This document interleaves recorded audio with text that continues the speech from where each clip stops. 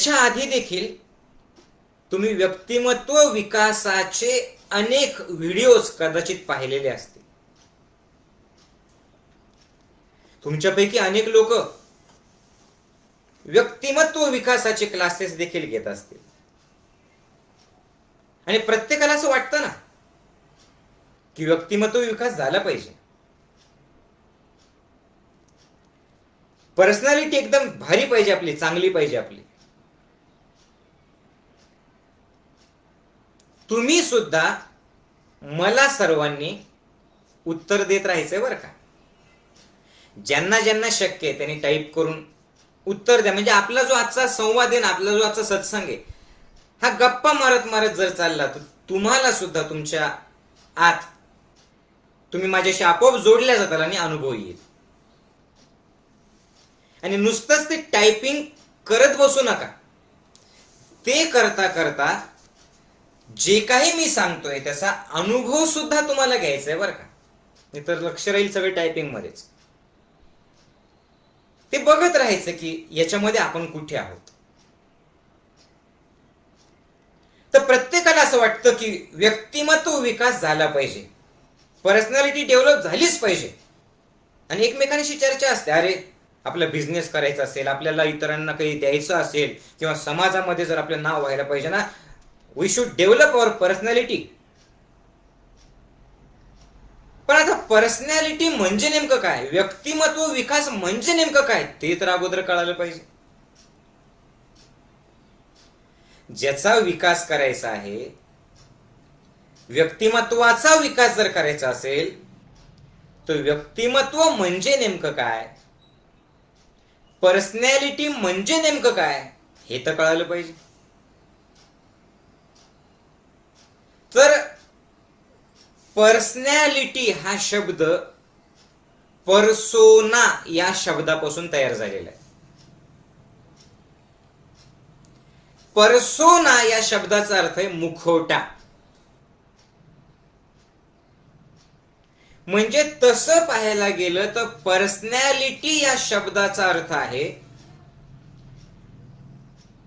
की लोकांसमोर तुम्ही कसे राहता, तुमचा मुखवटा कसा आहे लोकांसमोर.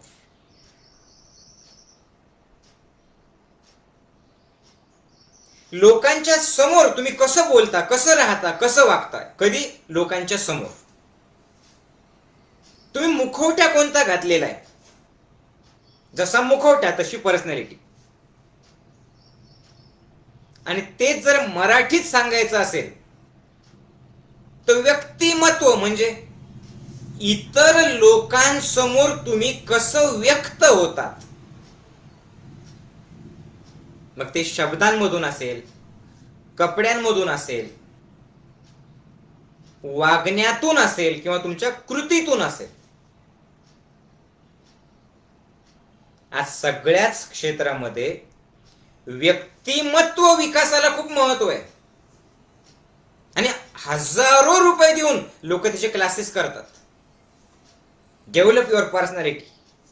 आणि मग ते सांगतात there are 4 steps of personality, mind, body, thoughts, हे सगळं ते सांगत असतात. आज मी तसं काहीच सांगणार नाही, तुम्ही ते ऐकलेलं आहे.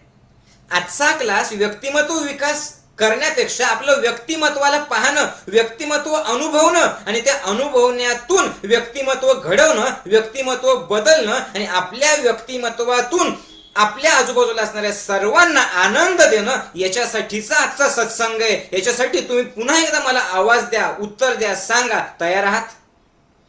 यस.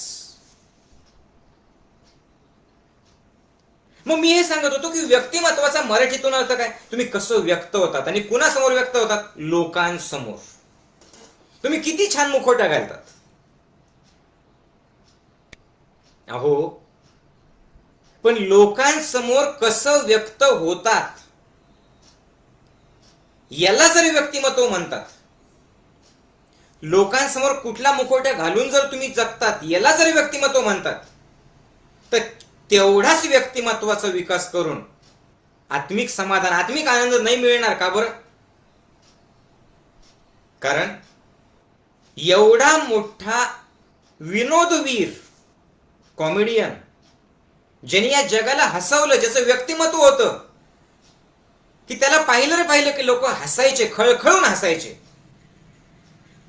लोकांना असं वाटायचं त्याच्या व्यक्तिमत्वाकडे बघून, अरे वा काय आनंदी माणूस आहे. ज्या माणसाने जगाला हसवलं तो कॉमेडियन कोण? Charlie Chaplin. वैयक्तिक आयुष्यात मात्र खूप दुःखी होता. त्याच्या आत्मचरित्राचं नावच आहे हसर दुःख. आणि चार्ली चॅपलिनचं फेमस वाक्य की पाऊस मला खूप आवडतो, कारण पावसात माझं दुःख, पावसात माझे अश्रू लोकांना दिसत नाहीत. पटायचं नाही ते त्याचं कोणाशी. नात्यांमध्ये प्रॉब्लेम होता, 4 लग्न झालेले होते, घरी किरकिर असायची. मग आता तुम्ही एकदा विचारा, स्वतःला विचारा, मग बाहेरचं त्याचं व्यक्तिमत्व हसरं होतं, बाहेर तर तो लोकांना हसवत होता, बाहेर तर तो खूप छान होता, पण मग व्यक्तिमत्व चांगलं होतं त्याचं, म्हणजे याचा अर्थ काय आहे? तो तसा नव्हता, त्यांनी मुखवटा तसा घातला होता. समजतंय का?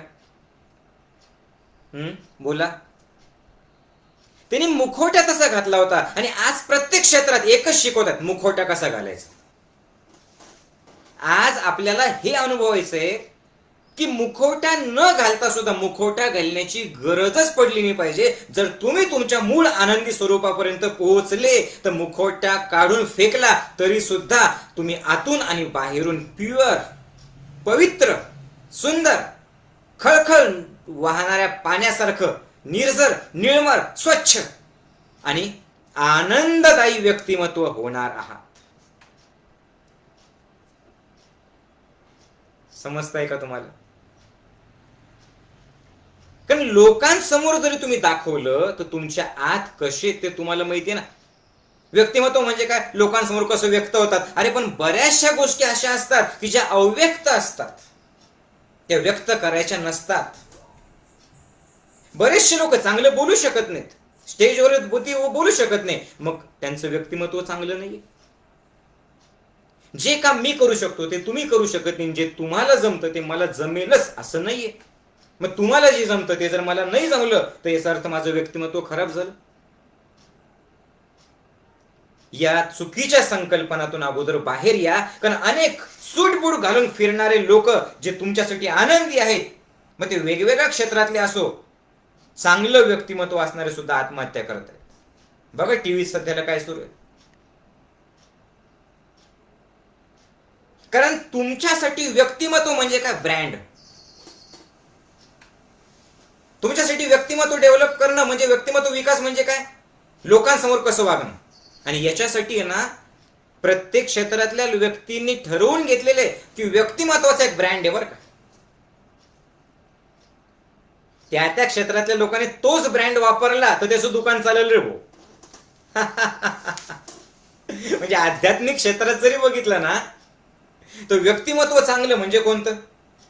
चांगला ब्रँड पाहिजे, कपडे तसे पाहिजे, हे असले टी शर्ट घालून मग लोकांवर इम्प्रेशन पडत नाही.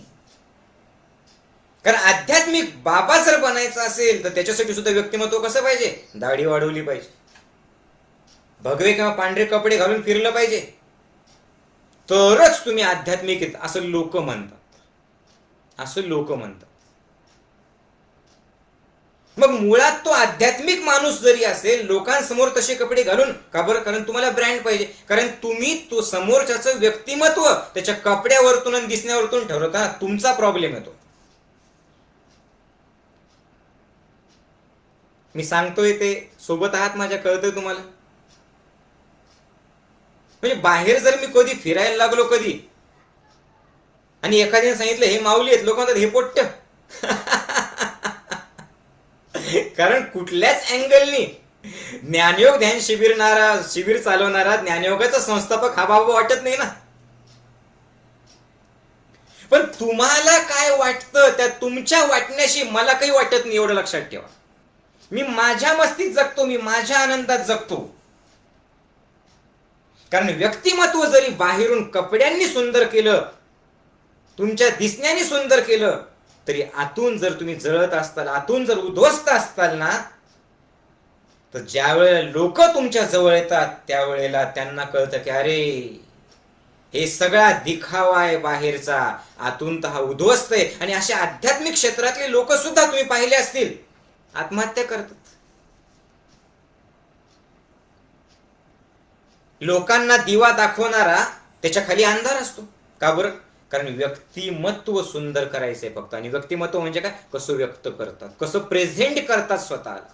आणि कॉर्पोरेट क्षेत्रातला व्यक्ती असेल तर त्यांनी सूट बूटच घातला पाहिजे. आज सगळीकडे हेच शिकवत आहेत ना.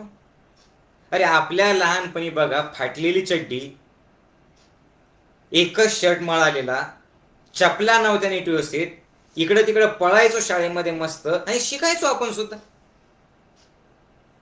मग आपल्या लहानपणी आजपर्यंत जे आजकालच्या शाळेतल्या सारखे व्यक्तिमत्व करत नाहीत, जे कोट टाय कपडे ब्रँडेड बूट हे सगळं करत नाही, मग आजपर्यंत कुणी शोध लावलेच नाही. व्यक्तिमत्वाचा आणि तुमच्या जीवनाचा काय संबंध आहे? व्यक्तिमत्व म्हणजे काय? कसं प्रेझेंट करतात. काय लोकांसाठी जगताय तुम्ही? आईन्स्टाईनचं व्यक्तिमत्व, न्यूटनचं व्यक्तिमत्व, एडिसनचं व्यक्तिमत्व कोट घालून फिरले ते शाळेमध्ये. अरे एडिसनला तर शाळेतून मंद बुद्धीचा विद्यार्थी म्हणून काढून टाकलेलं होतं. त्याच्या आईने त्याचं व्यक्तिमत्व घडवलं. कसं? कपडे घालून नाही, टाय कोट लावून नाही. विशेषतः तरुण मुलांनी ऐका, हे फाडफाड इंग्लिश बोलता आलं म्हणजेच तुम्हाला तुमचं व्यक्तिमत्व चांगलं. आणि नाही तर न्यूनगंड मनात निर्माण होत आहे. काढून फेका अगोदर. आज चायना नंबर 1 आहे प्रत्येक गोष्टीत, धाक दाखवतो तो सगळ्या जगाला. त्या चायनीज लोकांना ते इंग्लिश येतच नाही, जपानीज लोकांना इंग्लिश येत नाही, पोर्तुगीज ग्रीक लोकांना इंग्लिश येत नाही, स्पॅनिश लोकांना इंग्लिश येत नाही, आणि तरी सुद्धा जगभर फिरतात आणि तरी सुद्धा प्रगत राष्ट्र आहेत ते. पण आमच्या डोक्यामध्ये हे आम्ही टाकलं की सूट बूट आणि कपडे असतील तरच त्याची पर्सनॅलिटी डेव्हलप होते. कळतंय का मी सांगतोय ते? व्यक्तिमत्व विकासाचा बाह्य अंगाशी संबंध नाही. म्हणून कॉर्पोरेट क्षेत्रातला माणूस कपडे तसे घातले पाहिजे, आध्यात्मिक क्षेत्रातला माणूस कपडे तसे वेगळे घातले पाहिजे, शाळेतला शिक्षक असेल तो वेगळा पाहिजे, काम करणारी बाई असेल ती वेगळी पाहिजे. का बरं? कारण तुम्ही सगळ्यांनी व्यक्तिमत्वाचा संबंध ब्रँडशी, कपड्याशी जोडलेला आहे. आणि या ब्रँडच्या माध्यमात तुम्ही अडकले ना ब्रँडमध्ये, तास तरुण मुलांना सुद्धा न्यूनगंड निर्माण झालाय. त्यांना त्यांची अंडरवेअर सुद्धा जॉकीचीच पाहिजे. का बरं? पर्सनॅलिटी. त्यांना त्यांचे कपडे हे सुद्धा ब्रँडेडच पाहिजे. ते ब्रँड फॅक्टरीमध्येच जातील तरच त्यांचं व्यक्तिमत्व सुंदर पाहिजे. आणि त्यांनी तो फवाराच मारला पाहिजे अंगावरती, त्याच्याशिवाय पर्सनॅलिटी डेव्हलप होत नाही. का बरं? खूप चुकीचं शिक्षण मिळतं. हे कळत नाही की बाप कमाईवरती ती ब्रँडेड गाडी किंवा ब्रँडेड कपडे घातल्यापेक्षा स्वकष्टाने एक जुना शर्ट विकत घेतला ना, त्याचं आत्मिक समाधान काही वेगळं असतं. आणि प्रत्येक क्षेत्रातलं, तुम्ही शेतकरी असताल नाही तर डॉक्टर असताल, इंजिनियर असताल नाही तर शिक्षक असताल, गृहिणी असताल नाही तर काम करणाऱ्या ताई असताल, विद्यार्थी असताल नाही तर अजून दुसरं कुठलं काम करणारी व्यक्ती असताल, दुकानदार असताल, पहिल्यांदा हे तुमच्या डोक्यात पक्क टाका की आजपर्यंतची जी व्यक्तिमत्वाची व्याख्या केलेली की ब्रँडेड कपडे आणि तुमचं दिसणं आणि मुखवटा घालणं, आज हा डोक्यातला विचार काढून टाकायचा.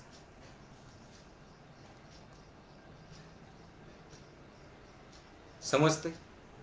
आज ज्ञानयोग ध्यान शिबिर 1 कोटीपेक्षा जास्त लोकांपर्यंत पोहोचलं. आज लोकांना हे कळतंय की अध्यात्म म्हणजे की फक्त देवदेव देवदेव करणं नाही, तर कामात देवाला पाहणं. अध्यात्म म्हणजे आपल्या आजूबाजूला आई बाबा नवरा बायको या सगळ्यांमध्ये देवाला पाहणं. अध्यात्म म्हणजे संसार सुखाचा करून देवाचं नाव घेत जगणं. हे हजारो लोकांचे रोग दूर झाले, हजारो लोकांचा दृष्टिकोन बदलला. मग त्याच्यासाठी मी वैयक्तिक मी काय केलं? मी तो आध्यात्मिक शिक्षक आहे म्हणून मी तसे कपडे घालून फिरलो नाही. मग मी तसे कपडे घालून नाही फिरलो, मी तुमच्यासारखा राहतो, सर्वसामान्यासारखा राहतो, मग माझं ज्ञान लोकांपर्यंत पोहोचलं नाही? अरे उलट जास्त चांगल्या पद्धतीने पोहोचलं. का बरं?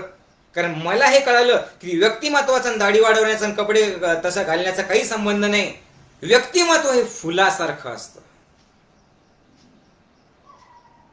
व्यक्तिमत्व हे सुगंधी फुलासारखं असतं. मला उत्तर द्या, सुगंधी फुलाला तू सुगंध दे हे सांगण्याची गरज पडते? बोला, नाही पडत. ते फूल जिथं जिथं जाईल उमललं ना, न कळतपणे आपोआप सुगंध देऊन जाईल. माझ्या वडिलांनी, माझ्या घरच्यांनी मला सांगितलं होतं की बाबा रे, तू स्वतःला बदलू नको, तू बाह्य गोष्टीकडे लक्ष देऊ नको, तुला जे लोकांना सांगायचंय तू तसा अगोदर बन. जर तू तसा बनला तर सांगण्याची गरज पडत नाही. Your life should be your message. तुमचं जगणं हाच तुमचा संदेश पाहिजे. हे मला कळालं. तुम्हाला जे मी बोलतोय तो एक एक शब्द मी अनुभवतोय, मी तेच बोलतो जो मी अनुभव घेतो, आणि मी तोच अनुभव घेतो जे मी बोलतो. कोणत्या पुस्तकात काय सांगितलं, कुठल्या महाराजांनी काय सांगितलं, कुठल्या ग्रंथात काय सांगितलं आणि तुम्ही काय करायला पाहिजे हे मी सांगत नाही. मी हे सांगतोय की मी असं वागलेलो आहे, मला हा अनुभव आला, तुम्ही माझ्यावर विश्वासच ठेवला पाहिजे. काही जबरदस्ती नाहीये, नका ठेवू विश्वास, पण मी जे सांगतोय ते करून बघा. आपोआप तुम्हाला सुद्धा अनुभव येईल की तुम्ही हजारो लोकांच्या चेहऱ्यावरती हास्य फुलवता.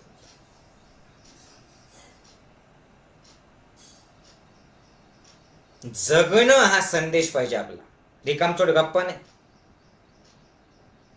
जे कपड्यामध्ये अडकले, जे ब्रँडमध्ये अडकले, जे दिसण्यामध्ये अडकले, जे स्प्रे मारण्यामध्ये अडकले, ते वरतून तर आनंदी असतात, आतून उद्ध्वस्त असतात. अशी लोक दिसतायत तुम्हाला अनेक. बरोबर? किती किती किती नट नट्यांनी आत्महत्या केल्या या महिन्यामध्ये बघा. किती आध्यात्मिक गुरूंना रोग झालेले आहेत बघा. समजते? कशामुळे झालं? कारण मुखवट्यानं व्यक्तिमत्वाचा अर्थ काय घेतला आपण? मुखवटा. तुम्ही प्रेझेंट कसं करतात? पर्सोना शब्द असतोय ना. आणि म्हणून दोन शब्द आहे, हे लक्षपूर्वक आहे, काय महत्वाचं आहे. म्हणून दोन शब्द आहेत. एक व्यक्तिमत्व, पण दुसरं आहे चारित्र्य. काय? चारित्र्य. एक पर्सनॅलिटी आणि दुसरं कॅरेक्टर. आणि आज आपल्याला हे बघायचं की चारित्र्य संपन्न कसं व्हायचं, कॅरेक्टर डेव्हलप कसं करायचं. कॅरेक्टर डेव्हलप करणं म्हणजे आतला सुगंध मिळवणं. मग व्यक्तिमत्वाची गरज नाही. बाबा आमटेंनी कोट घातला होता सांगा? ज्यांनी ज्यांनी मोठे मोठे कामं केलेले आहेत त्या सगळ्यांनी पहिल्यांदा ठरवलं असे असे कपडे घालायचे, नंतर तसं केलेलं सांगा ना. एवढ्या हजारो लोकांची आई सिंधुताई सपकाळ त्या सूटबूट घालतात. समजतंय का? जे काम करतं ना त्या काम करणाऱ्याला काही घेणं देणं नाही. आज त्याच्यात सुद्धा मला जर एखादी तशी संस्था काढायची असेल, बाबा आमटेंसारखं मी राहायला पाहिजे, त्याचा एक ब्रँड झालेला आहे, हाफ चड्डीच घातली पाहिजे आणि बनेनवरती राहायला पाहिजे, तर मी तसं काम करतोय. अरे बाबा आमटेंनी तसं केलं, हे नैसर्गिक होतं, तुम्ही तसंच करायला पाहिजे तर तुम्ही बाबा आमटे होतील. असं आहे का? कळतंय का मला काय सांगायचंय? सचिन तेंडुलकरनी जी बॅट वापरली तीच बॅट मी वापरली तर मी सचिन तेंडुलकर होईल का? विवेकानंदांनी जसे कपडे घातले आणि जशी जशी त्यांची एक फोटो आहे तसं मी उभं राहिलो तर मी विवेकानंद होईल का? समजतंय का? त्यासाठी विवेक जागृत झाला पाहिजे ना. आणि म्हणून कॅरेक्टर आणि पर्सनॅलिटी या दोन गोष्टी आहेत. आज आपल्याला कॅरेक्टर संबंधी, चारित्र्य संबंधी बोलायचं आहे. दोघांमध्ये फरक काय? नीट आहे का? दोघांमध्ये फरक काय? फरक हा आहे की पर्सनॅलिटी म्हणजे लोकांसमोर तुम्ही कसे वागतात, कसे बोलतात, कसे राहतात, आणि कॅरेक्टर, चारित्र्य म्हणजे लोक नसताना तुम्ही कसे वागतात. समजतंय? लोक नसताना तुम्ही जे आहेत ना ते तुम्ही खरे आहेत.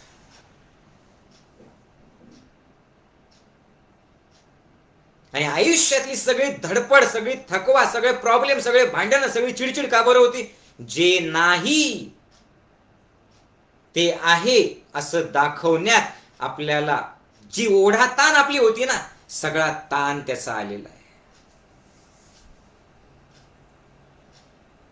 कळतंय? आयुष्य जे उद्ध्वस्त झालेले, अनेकांचं मन जे खराब झालेलं आहे, जो मानसिक ताणतणाव आहे, तो कशामुळे? जे नाही ते आहे असं दाखवणं आणि त्याच्या पाठीमागे जाणं. विशेषतः तरुण मुलांना हे खूप आवश्यक. नाही तर मोठ्या मोठ्या शहरात अनेकांना न्यूनगंड निर्माण होतो की पार्टीजला आम्ही जात नाही म्हणजे आमच्यात काहीतरी कमतरता आहे. खेडेगावातून शहरात गेलेल्या पोराला असं वाटतं की माझ्याकडे चांगले कपडे नाही, फाटके कपडे आहेत आणि त्याचे कपडे चांगले आहेत, मग माझ्यात काहीतरी कमतरता आहे. अरे कपड्यांचा आणि तुमच्या असण्याचा काय संबंध आहे?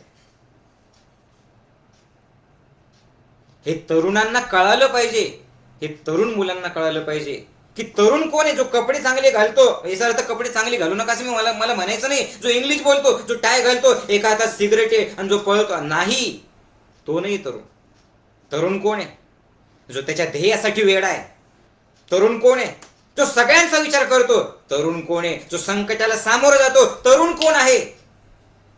जो विपरीत परिस्थितीत सुद्धा आनंदाने हसत हसत सामोरं जाऊन त्या संकटावर मात करून इतरांना शब्दातून नाही कृतीतून दिशा देतो. यस, मी असं जगलोय, मी असं संकटाला सामोरं गेलोय, तुम्ही सुद्धा या मार्गाने या आणि असं बना. त्याला तरुण म्हणतात. तो तरुण आहे, तो यंग आहे. तर अनेक यंग लोक विचारांनी म्हातारे झालेले असतात, नैराश्य आलेलं असतं, डिप्रेशन आलेलं असतं आणि 2-4 एक्झाम काय ते नापास होतात आणि त्यांना वाटतं माझं आयुष्यच संपलं. नयो माऊली, तुम्हाला काय माहिती, तुम्हाला काय कळणार ते? अहो 1-1 मार्काने 2 वेळेला मग गेलं माझं काय सांगू? अरे जाऊ दे ना, आयुष्य बघ ना किती आहे, जीवन बघ ना अजून किती आहे. तुझ्या हातात प्रयत्न करणं, जो प्रयत्न करणं सोडत नाही आणि तोपर्यंत प्रयत्न करतो जोपर्यंत त्याचं ध्येय गाठत नाही, तो तरुण आहे.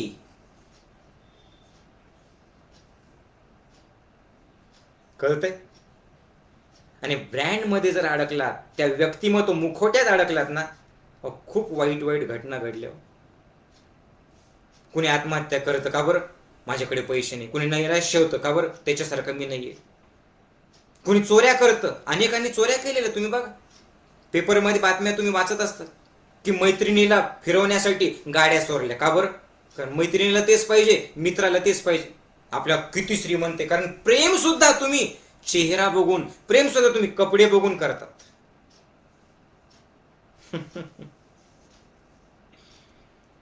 हा सगळा त्या पिक्चरचा परिणाम झालेला आहे. खरं व्यक्तिमत्व काय? जो जे वांछिल तो ते लाहो, ज्याला जे पाहिजे ते मिळू दे, ही भावना ज्याच्यामध्ये आहे ना, त्याचं खरं व्यक्तिमत्व आहे. मी सांगतोय ते समजते सर्वांना, बोला यस नाही यस. म्हणून मी काय सांगितलं, लोकांसमोर तुम्ही कसे असतात ती पर्सनॅलिटी आणि लोकांच्या मागे एकटे असताना तुम्ही कसे वागतात ते चारित्र्य. मग चारित्र्य संपन्न जर बनलं तर व्यक्तिमत्व वेगळं सुंदर करण्याची गरज आहे. आडातच नाही तर पोहऱ्यात कुठून येणार? आडात कसं आणायचं ते बघा. तुम्हाला शो ऑफ करायची गरज नाही. सगळंच व्यक्त केलं तरच ते असतं असं नाही. काही काही गोष्टी अव्यक्त असतात. आणि खरं ऐका, जीवनातल्या त्या सर्व गोष्टी ज्या जीवनाला आनंद देणार आहेत, ज्या जीवनाला घडवणार आहेत, ज्या जीवनाला बदलणार आहेत, त्या सगळ्या गोष्टी व्यक्त करायच्या नसतात, त्या अव्यक्त असतात.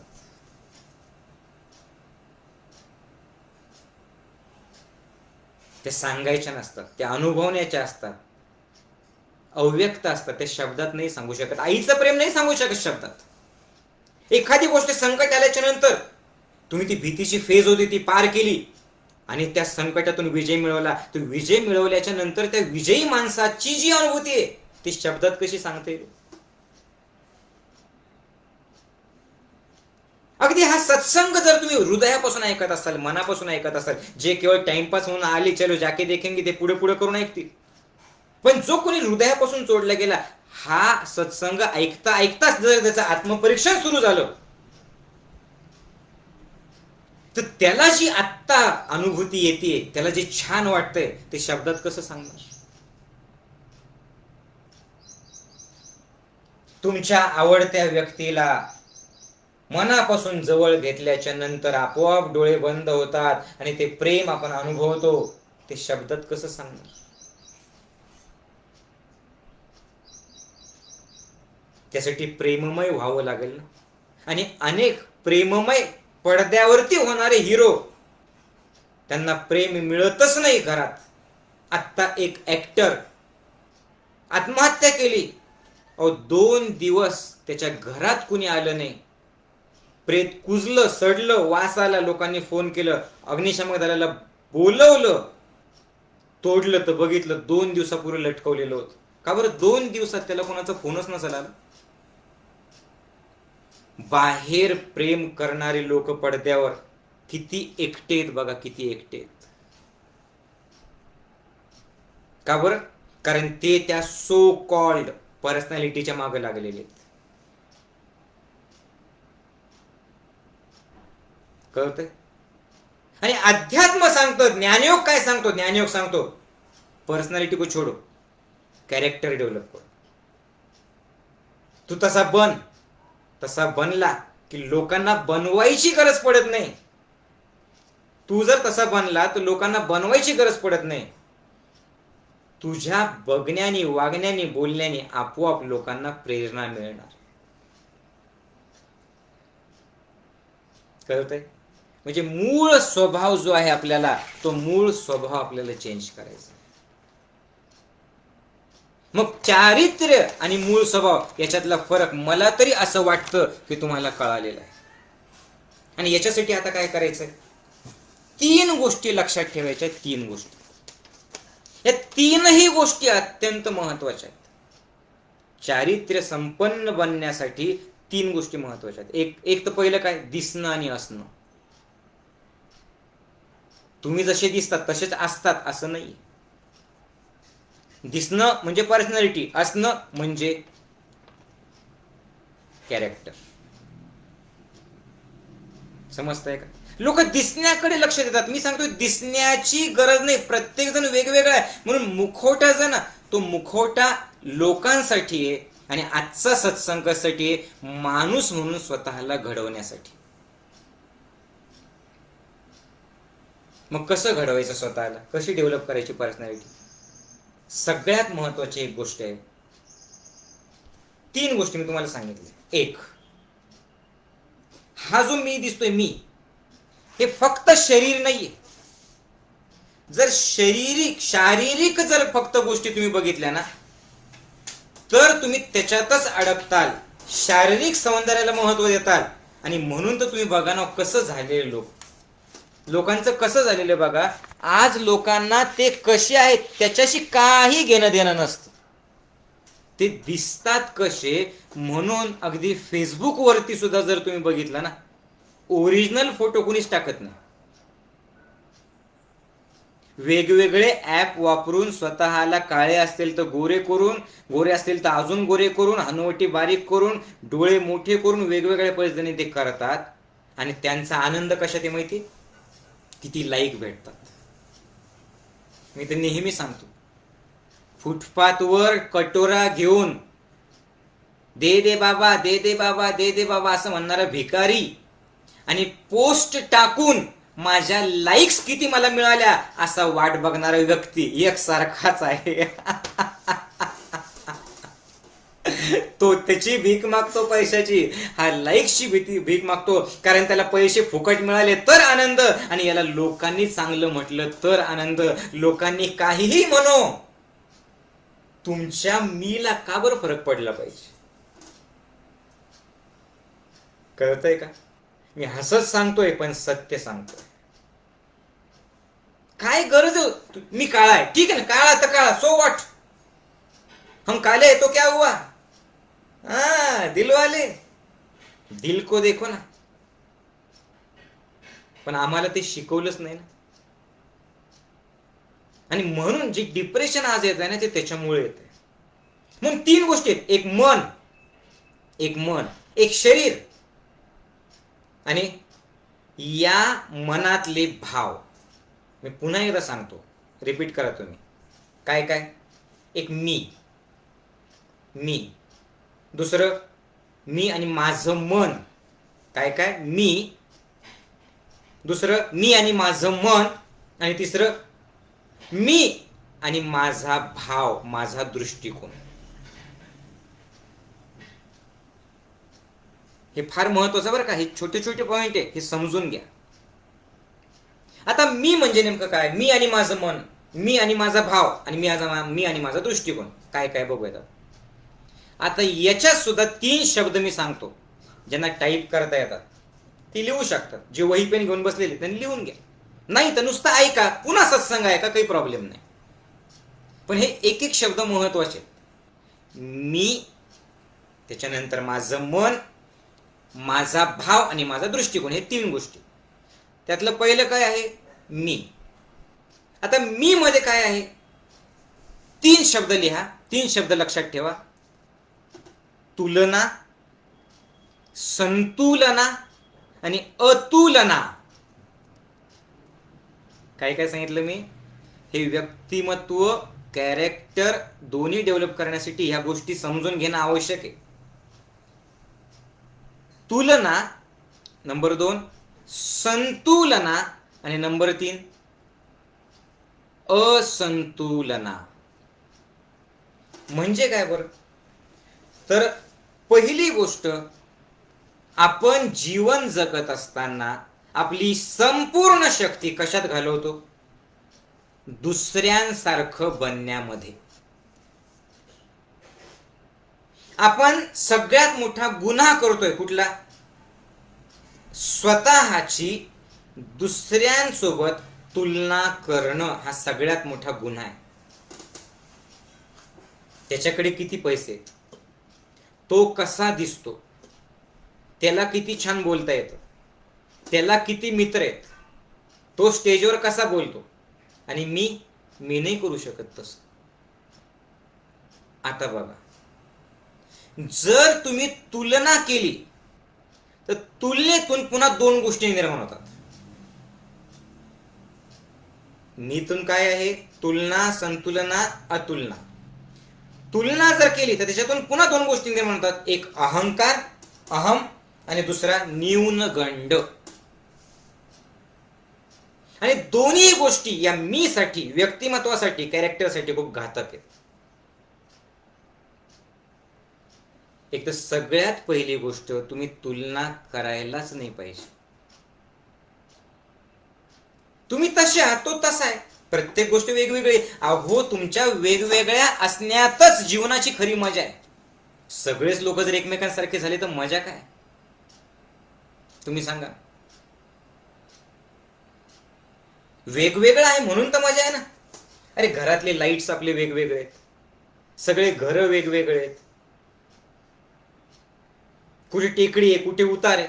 मग तुमचं असं का म्हणणं आहे की त्याच्यासारखं बन, त्याच्यासारखं बन? आणि याची सुरुवात कुठून आहे माहितीये का? याची सुरुवात आहे आईबाप.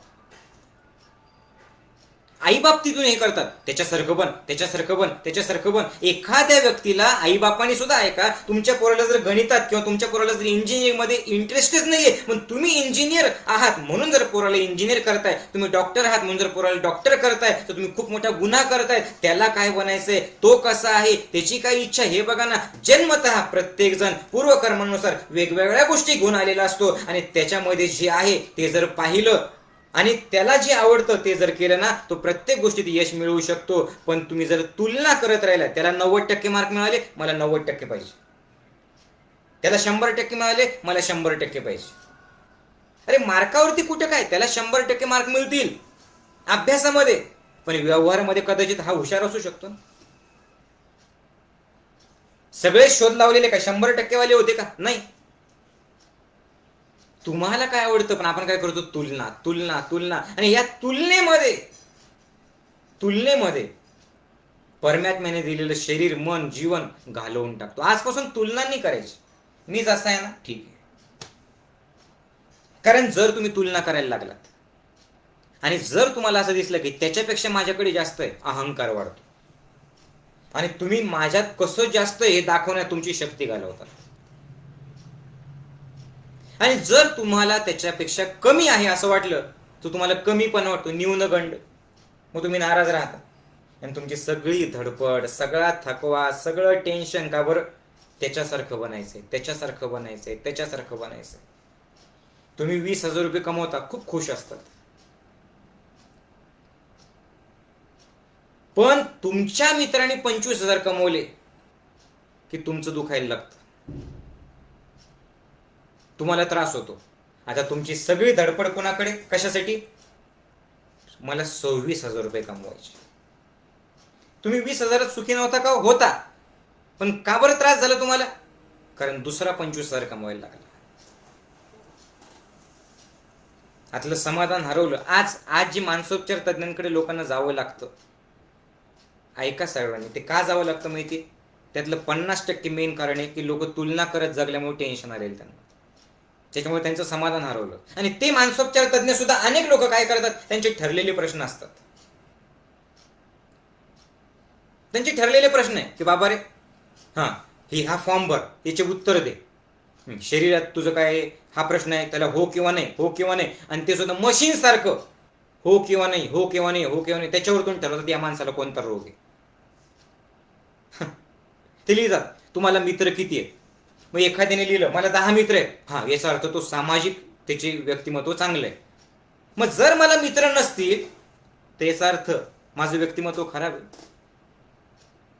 अरे एखादा बाह्यमुखी असतो, त्याला मित्र बनवता येतात, एखाद्याला मित्र नाही बनवता येत, पण याचा अर्थ तो समाधानी नाहीये का? कोण मानसोपचार तज्ञ आहे तो? कोण आहे ती व्यक्ती की जी तुमच्या मनाचं परीक्षण करेल? आणि हे का तुम्हाला दुसरे लोक लागतात? कारण तुम्ही तुमच्या मनाचं परीक्षण करत नाहीत. तुम्हाला वेळ देत नाही. सत्संग तरी पूर्ण ऐकण्याची तयारी आहे का? आणि हे लोक असे आहेत ना की सत्संग 1 तास त्यांना फार मोठा वाटतो, आणि 4-4 तास त्या हॉस्पिटलमध्ये बसतील, 4-4 दिवस त्या हॉस्पिटलमध्ये ऍडमिट होतील, आणि मरेपर्यंत त्या गोळ्या घेत बसतील वेड्यासारखं. हा सत्संग ऐकणं म्हणजे नीट आहे का? हे कोणाचं लेक्चर नाही कुठल्या बाबाचं. हा सत्संग म्हणजे काय? आत्मसंवाद आहे, आत्मपरीक्षण आहे, स्वतःशी संवाद आहे, स्वतःशी बोलणं आहे, जे तुम्ही इतर वेळेला करू शकत नाही. म्हणून हा सत्संग वारंवार ऐकायचा आहे. आणि तुम्ही कोणत्याही प्रश्नाचं उत्तर पाहिजे असेल ना तुम्हाला, आपलं माऊलीजी दुसाने हे जे चॅनल आहे ना, किती इतके व्हिडिओ आहेत त्याच्यावरती, इतके व्हिडिओ युट्यूबचं किंवा फेसबुकचं, की तुम्हाला प्रत्येक प्रश्नाचं उत्तर मिळणार. आणि त्यानिमित्ताने स्वतःशी संवाद साधणारे. कारण हे सुद्धा मी जे बोलतोय ना, हे तुम्हाला शिकवण्याकरता बोलत नाहीये. हे बोलता बोलता मी माझं आत्मपरीक्षण करतोय की मी तर असं करत नाही ना, आणि तुम्ही तुमचं आत्मपरीक्षण करा. तुम्ही जसे आहेत ना, राहा ना समाधानी, राहा ना आनंदी, कशाला दुसऱ्याशी तुलना करायची? याचा अर्थ पुढे जायचं नाही असं नाहीये. मी काय सांगतोय लक्षपूर्वक ऐका, पुढे जायचं नाही असं नाही, पण प्रॉब्लेम कुठे? दुसऱ्यापेक्षा पुढं, फिनिश, आनंद संपला. यश मिळवायचं नाही असं नाही, पण तुम्ही काय करताय? दुसऱ्यापेक्षा मोठं यश, फिनिश, आनंद संपला. दुसऱ्यापेक्षा आणि दुसऱ्यासारखं आलं की तुलना आली, आणि तुलना आली की डोक्यावरती ओझं आलं, आणि ओझं वाहून तुम्ही जगायला लागले की ताण आला. ओझं वाहणारे या जगात एकच प्राणी, कोणता ते मी नाही सांगणार, तुम्हाला माहिती, आणि तुम्ही ते नाहीये हे सुद्धा तुम्हाला माहिती. मग जसं ओझं आलं की ताण आला की मन खराब झालं की शरीर खराब झालं, आणि शरीर खराब झालं की रोग आले. का बरं? कारण तुमच्या चुकीच्या संकल्पना. व्यक्तिमत्व विकास म्हणजे काय? दुसऱ्यासारखं बघा, दुसऱ्यासारखं बोला, दुसऱ्यासारखा ड्रेस घाला, नाही. व्यक्तिमत्व विकासाची पहिली पायरी काय? जसे आहात तसे ऍक्सेप्ट करून समाधानी राहा, आणि दुसऱ्यापेक्षा किंवा दुसऱ्यासारखं नाही, तर तुमचं स्वतःचं ध्येय आनंदाने गाठा. ही आहे पहिली पायरी. कळालं? पुढे जायचं आपण? Yes, no? ओके. त्याच्यानंतर पुढची गोष्ट ते म्हणजे तुलनेच्या नंतर संतुलनेचा अर्थ हा आहे की इतरांशी तुलना सुटली, इतरांशी तुलना करणं बंद केलं की बाहेर बघितल्याच्या नंतर आपल्याला कळतं की ज्या डोळ्यांनी मी बाहेर बघतो तेच डोळे बंद केले की मला सुद्धा स्वतःला बघता येतं. आपल्या आत अशा खूप गोष्टी ज्या आपण पाहिल्याच नाही.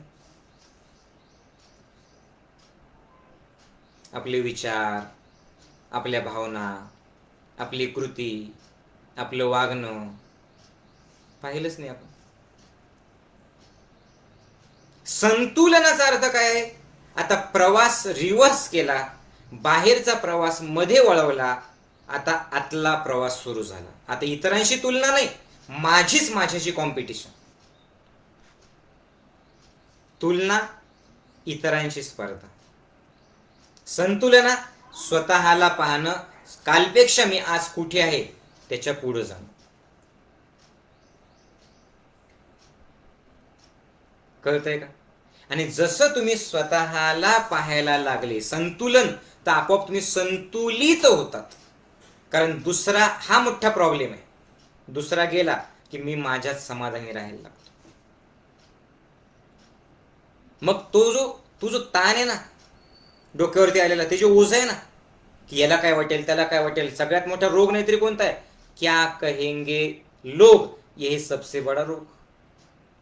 आणि लोक तर घोड्यावरती बसू देत नाही आणि पायी चालू देत नाही. लोक तर कोणालाही नाव ठेवतात. कितीतरी लोकांना टेन्शन आहेच की लोक काय म्हणतील, लोक काय म्हणतील. लोक देवाला शिव्या घालतात, तर तुमचं माझं काय हो? लोक चांगल्या माणसाला शिव्या घालतात, तर तुमचं माझं काय? कोण आहे तुम्ही मी?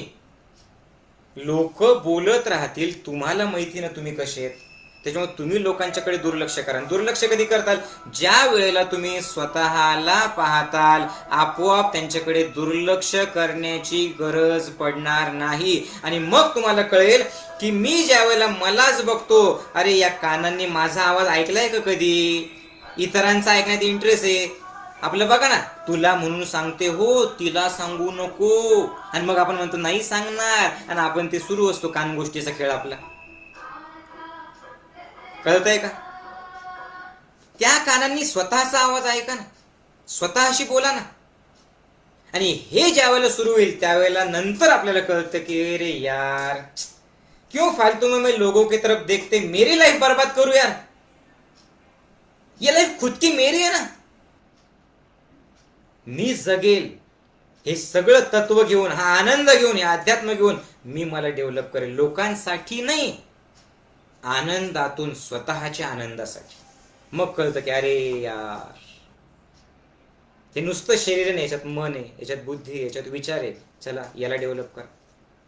आणि हे असे संतुलित तुम्ही झालात तर मग तुम्हाला कळतं तुलना, दुसऱ्यांना बघणं, संतुलना, स्वतःला बघणं. मग नंतर तुम्हाला कळतं संतुलित झाल्यावर अतुलना म्हणजे अरे यार, मला देवाने एवढा मोठा माझा सन्मान केलेला आहे की मी युनिक आहे, मी अतुलनीय आहे. माझ्यासारखं या जगात परमात्म्याने कुणीच बनवलेलं नाहीये. हेच माझं सगळ्यात मोठं महत्व आहे. बस आता अतुलनीयता तुम्ही जर अनुभवली तर आपोआप तुम्ही जसे आहात ना, स्वतः जसे आहेत ना, तसे ऍक्सेप्ट करतात. मी लंगडा तर लंगडा, मी काळा तर काळा, मी गोरा तर गोरा, मी बुटका तर बुटका, मी जसा आहे ना, मी जाड तर जाड, ठीक, मी जसा आहे ना, ठीक आहे, मी तसं योग्य आहे, मला बाकी काही करायची गरज नाही, आणि मी जसा आहे तसा ठीक आहे. उलट हा देह परमात्म्याने मला दिला, हीच परमेश्वराची सगळ्यात मोठी गिफ्ट आहे. हे ज्या वेळेला तुम्हाला कळतं, आपोआप तुमच्या तक्रारी संपतात, तुमची स्पर्धा संपते, तुमचं टेन्शन संपतं, आणि हृदयात 3 गोष्टी आपोआप येतात, 3 गोष्टी जागृत होतात. 1 कृतज्ञता, 2 प्रेम, आणि 3 समाधान.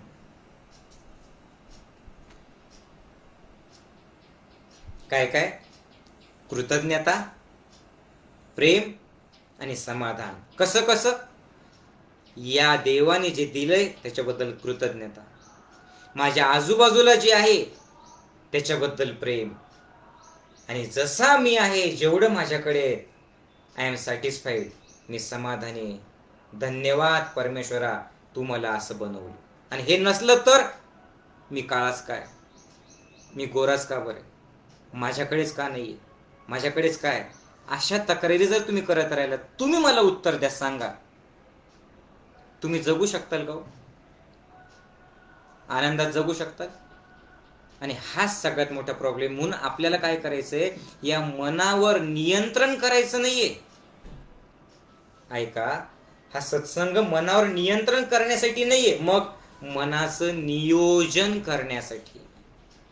नियंत्रण म्हणजे तुम्हाला काहीतरी करावं लागतं, आणि नियोजन म्हणजे तुम्ही जसे आहात त्याचा फक्त आरसा बघावा लागतो.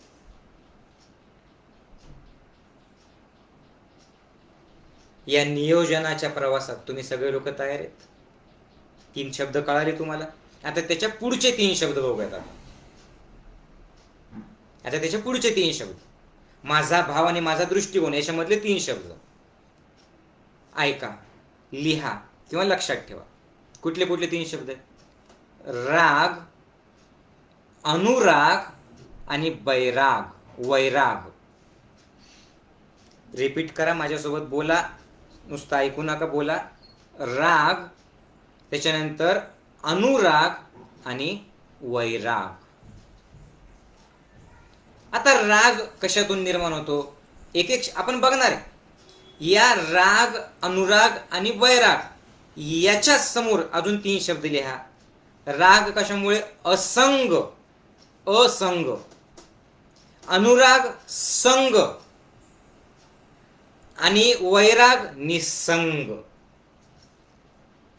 खूप इंटरेस्टिंग आहे बरं काय.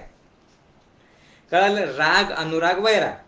राग असंग, अनुराग संग आणि वैराग काय आहे?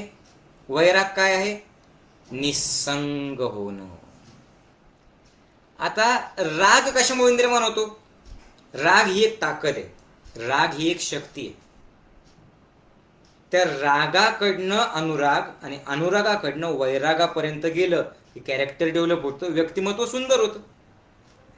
कसं? आता राग कशातून निर्माण होतो ते बघूयात. राग हा असंगामुळे निर्माण होतो. असंग, आपण म्हणतो ना, असंगाशी संग, प्राणाशी गाठ. असंग म्हणजे चुकीच्या गोष्टीला सोबत ठेवणं. असंग, चुकीचे मित्र. एखाद्या माणसाला जर ओळखायचं असेल ना, तर कसं ओळखायचं, त्याचे मित्र कोण आहेत? तुम्ही दारू पिणाऱ्या सोबत राहा, तुम्ही दारू पिणंच शिकतात. तुम्ही शिवा देणाऱ्याच्या सोबत राहा, तुमचं व्यक्तिमत्व आपोआप तसं होतं. तुम्ही टेन्शन घेणाऱ्याच्या सोबत राहा, तुम्ही टेन्शन घ्यायला लागतात. तुम्ही दुसऱ्याला नावं ठेवणाऱ्याच्या सोबत राहा, तुम्ही दुसऱ्याला नावच ठेवता. काही लोकांचं कामच आहे, त्यांना विचारलं तू काय करतो, तुझं प्रोफेशन काय आहे, ते म्हणतात आय एम ट्रोलर, मी फक्त इतरांना ट्रोल करतो. ट्रोल म्हणजे मी फक्त दुसऱ्यांचे दोष बघतो. चांगल्यामध्ये सुद्धा काय वाईट आहे तेच माझं काम आहे. आपण बिनपगारी कामगार आहे त्याचे. कोणी मला पगार देत नाही, पण आपण कंटिन्यू हेच करतो. काय की लोक कसे वाईट आहेत. कशामुळे? असंग. तुमचे मित्र कुठले आहेत? दारू पिणारे? आध्यात्मिक क्षेत्रातलं काही कोणी आहे तुमचा दोस्त? स्वतःला बघायला लावणारा, इतरांविषयी चांगलं बोलणारा, निसर्गाच्या सोबत तुम्हाला नेणारा, इतरांना कसं बघायचं हा दृष्टिकोन देणारा आहे मित्र? आणि तसं जर नसेल तर मग त्या असंगातून काय होतं? मोह निर्माण होतो. आणि तुमचा राग जो आहे ना, राग, ती रागाची ताकद कशामुळे येते? राग ही शक्ती कशामुळे निर्माण होते? फक्त मोहामुळे. कळतंय? त्या मोहातून तुमचा संमोह होतो आणि तुम्हाला जे खरं नाहीये ना ते खरं वाटायला लागतं. म्हणून आपल्याला मोहातून निर्मोहाकडे जायचंय, कारण तो मोह तुम्हाला संमोहित करतो. उदाहरणार्थ मी सांगतो, तुमच्या एक एक गोष्ट लक्षात येईल, हे लक्षात घ्या. परिस्थिती सगळ्यांच्या आयुष्यात सारखीच असते, पण ही जी परिस्थिती आहे तुमच्या आयुष्यात आलेली, आता काय घडणार हे तर तुमच्या हातात नाहीये. जीवनामध्ये काय घडणार आहे? कोरोना येणार हे कोणी सांगू शकत होतं? तुम्ही समोरून चालले तरी सुद्धा एखाद्या ऍक्सिडेंट समजा झालं तुमचं, तुम्ही सांगू शकतात नाही. पण जी परिस्थिती येणार आहे ती तुमच्या हातात नाही, पण त्या परिस्थितीत राहायचं कसं, त्या परिस्थितीला सामोरं कसं जायचं हे तुमच्या हातात आहे. 3 पद्धतीने तुम्ही परिस्थितीला सामोरं जाऊ शकता. परिस्थिती आली की त्या परिस्थितीने ग्रस्त व्हायचं, त्रस्त व्हायचं, की परिस्थितीत मस्त राहायचं हे तुमच्या हातात आहे. परिस्थिती तुम्हाला ग्रस्त करते, मग त्या ग्रस्त झालेल्या परिस्थितीत त्रस्त राहायचं की मस्त राहायचं तुमचं तुमच्या हातात. परिस्थितीत अडकलात की त्रस्त, परिस्थितीवर मात करू शकतो हा विश्वास आला की मस्त. कळतंय? त्रस्त झाला की मानसिक टेन्शन, आणि मानसिक टेन्शन आलं की अजून जेवण फसतं.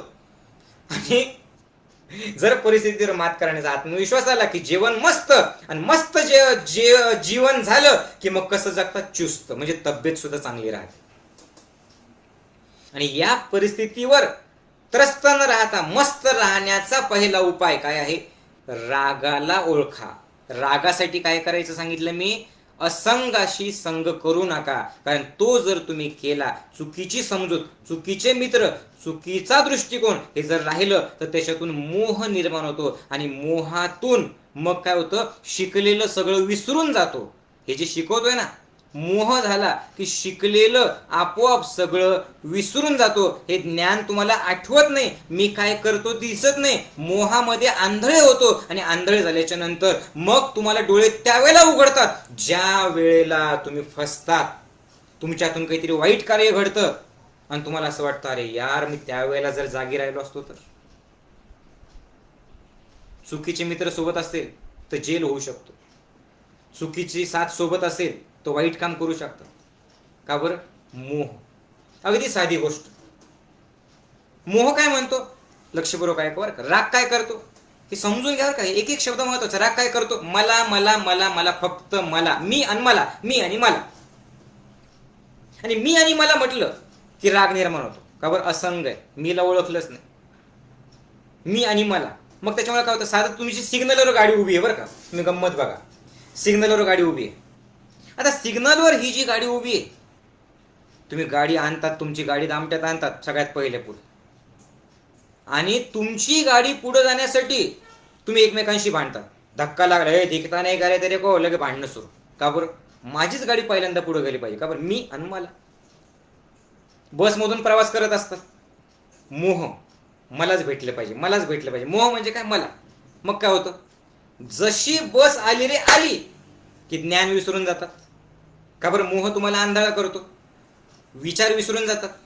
पहिल्यांदा पार लोकांच्या वर उड्या मारून रुमाल टाकला, आणि रुमाल टाकून मध्ये गेलं, दुसऱ्या कोणी रुमाल काढलं, माझा रुमाल होता, मारलं, लगा हाणामारी सुरू. का बरं? मी आणि मला. कशामुळे? राग. राग कशामुळे? मोह. आणि मोह कशामुळे? बोला, सांगा. मोह कशामुळे? असंग. कळालं? चुकीचे मित्र, चुकीच्या समजुती, चुकीचा दृष्टिकोन आयुष्य बर्बाद करतात. आयुष्य बर्बाद करतात. कळालं? मग या रागाकडनं आपल्याला जायचंय अनुरागाकडे.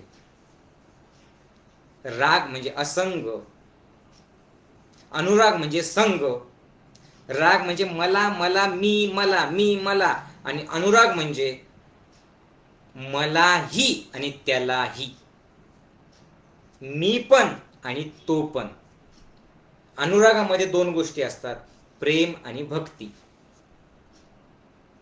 अनुरागामध्ये माझा विचार आणि माझ्यासोबत त्याचाही विचार. अनुराग म्हणजे प्रेम, अनुराग म्हणजे मलाही मिळू दे देवा आणि त्यालाही मिळू दे. अनुराग म्हणजे काय? माझ्या सोबत, माझ्या अगोदर त्यालाही मिळू दे. अनुराग म्हणजे काय? ज्ञानेश्वरांचं पसायदान. अनुराग म्हणजे काय? विश्वात्मक भाव. समजतंय तुम्हाला? अनुरागाचा अर्थ हा आहे.